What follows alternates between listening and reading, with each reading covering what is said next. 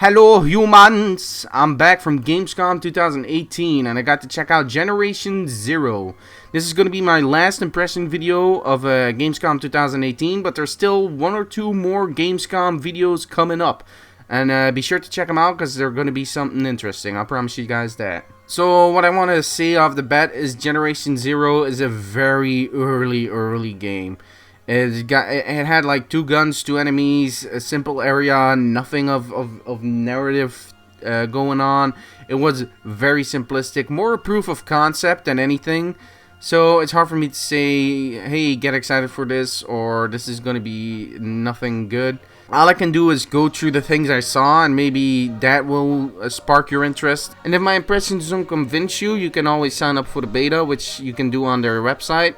For PlayStation 4, Xbox One, and PC, and once that thing comes out, you can try it for yourself, completely free. So there's that. So like I said, it was extremely early, so no opinions about the game in general, but I'll talk about what I saw right now.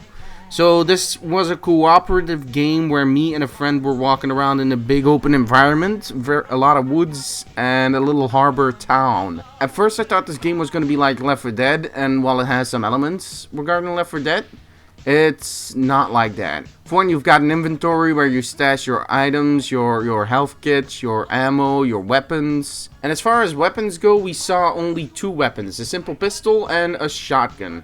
Which, I'm glad they showed off the shotgun as one of the first guns, because I need myself a good shotgun to enjoy a first-person shooter. As far as enemies go, there were 2. There were the flying scanner-like enemies, which kind of look like a lot of flying robots, kind of like how Codsworth from Fallout looks, or how the Cyphers from Metal Gear look. Kind of that design, just a simple orb with like some arms or some shit on it, and that's it.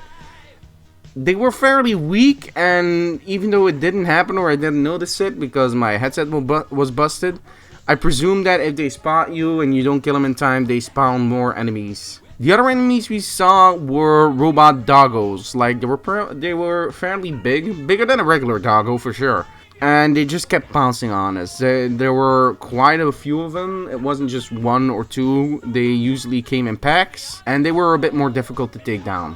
They also had a turret on their back. I forgot about that. So gunplay feels alright. Like, it doesn't feel bad, nor does it really feel amazing because, again, early. One thing they did get right is anytime you kill an enemy, there's a sick explosion. Like, the explosions on the enemies look great. So that's really good when killing an enemy feels as satisfying, or looks as satisfying as it does. So while we were in the woods, we had some simple drone enemies, and then we came in the harbor. There were some dogs walking around. We could approach them slowly. They were they weren't aware of us, so as soon as we opened fire, they were aware. So we had the time to strategize a bit and see if we wanted to flank them, do something, or what. So there's that. We picked the shotgun out of the back trunk and we started popping some fools. That being said, there were a lot of dogs, and both me and my mate went down quite a few times. I think both of us went down at least twice. I think maybe even 3 times.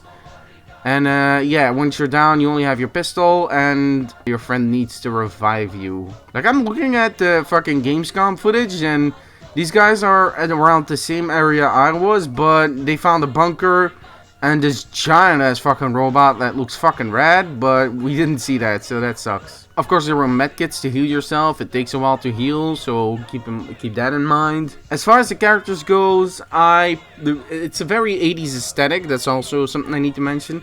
But I played as kind of like, let's say, an 80s stereotype jock, while my friend played as a black girl dressed in stereotypical 80s clothing, like the university jacket, little cheerleader skirt, as far as I remember. So the items we found in cars and in buildings were mostly ammo and health kits, but what I found was some cosmetic items as well.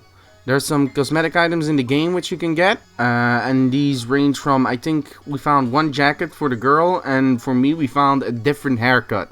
So you can just go in the inventory and switch what kind of hair you have. So there is customizability options, and they don't seem to relate to stats. Oh, one last thing. After every encounter, even if it's 1 enemy or 3, you kind of see a little bar on the top of the screen with a few pips, and it says, hey, you got this much experience for fighting these enemies. and a level system. I don't know if this level system is that expansive or if it's just like, hey, the more you fight, the more you level up, the stronger you get. I don't know. Like I said, early stuff. But yeah, that's kind of all I have to say about the game. I am optimistic about it. I like the idea, but it's just a bit too soon for me to make a clear opinion of it. What it did was make me curious, which I kind of already was, but it made me more curious, which I guess is a good thing at this point. Like I said, the guys are doing a beta for PlayStation 4, Xbox One, and PC sometime in the future. You can just go to the website of Generation Zero and sign up for free, and you'll get in the beta. Once that beta comes out, I'll try to check it out, and I'll have some more opinions about it. But yeah, that about wraps it up for all my Gamescom 2018 impressions.